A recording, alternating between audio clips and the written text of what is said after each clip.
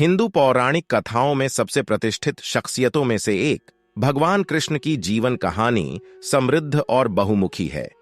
लगभग 328 ईसा पूर्व मथुरा में जन्मे उनका जीवन असाधारण घटनाओं और शिक्षाओं से भरा है, जिनका भारतीय संस्कृति और आध्यात्मिकता पर गहरा प्रभाव पड़ा है। कृष्ण का जन्म कोई सामान्य घटना नहीं थी।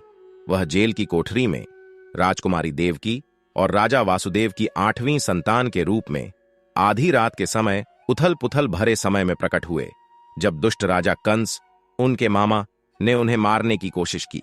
एक चमत्कारी तरीके से वासुदेव शिशु कृष्ण को उफनती हुई यमुना नदी के पार गोकुल गांव ले गए, जहां उनका पालन पोषण उनके पालक माता पिता नंद और यशोदा ने किया।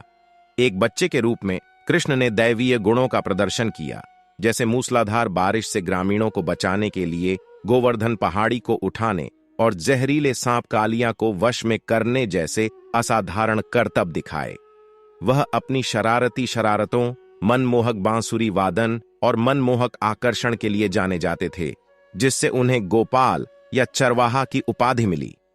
कृष्ण की किशोरावस्था गोपियों, विशेष रूप से राधा, जो हिंदू धर्म में भगवान के प्रति सर्वोच्च भक्त के प्रेम का प्रतीक है, के साथ उनके प्रेम संबंधों द्वारा चिह्नित की गई थी। उनकी रास लीला, गोपियों के साथ एक दिव्य नृत्य, उनके जीवन का एक व्यापक रूप से मनाया जाने वाला पहलू है। लेकिन कृष्ण सिर्फ एक चंचल भगवान नहीं थे। उन्होंने कुरुक्षेत्र के युद्ध क्षेत्र में अपने मित्र और शिष्य अर्जुन को गहन दार्शनिक शिक्षाएं भी दी। ये शिक्षाएं पवित्र ग्रंथ भगवत गीता में दर्ज हैं, जहां उन्होंने धर्म, कर्म और आध्यात्मिक ज्ञान के मार्ग की अवधारणाओं को समझाया। कृष्ण ने महाभारत में एक महत्वपूर्ण भूमिका निभाई, जहां उन्होंने अर्जुन के सारथी और मार्गदर्शक के रूप में काम किया। वह पूरे महाकाव्य में दिव्य ज्ञान, करुणा और मार्गदर्शन का प्रतीक बने रहे।